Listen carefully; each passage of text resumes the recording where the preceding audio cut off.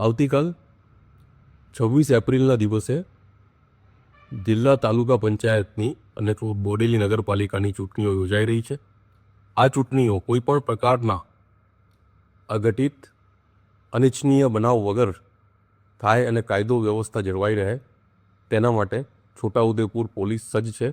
મારી સાથે મારા 3 સુપરવાઇઝરી અધિકારી, એક એએસપી, 2 ડીવાયએસપી, 15 પીઆઈ, 33 પીએસઆઈ અને કુલ 2600થી વધારે પોલીસ, હોમગાર્ડ, જીઆરડી અને એસઆરપીના જવાનો સજ્જ છે.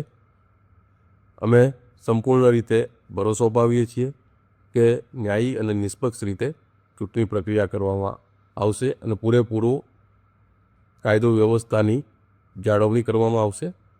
સાથે સાથે મતદારોને અપીલ છે કે પોલિંગ સ્ટાફ અને પોલીસ સ્ટાફને પૂરો સહકાર આપે અને કોઈપણ પ્રકારના ડર, અફવા વગર મતદાન કરે.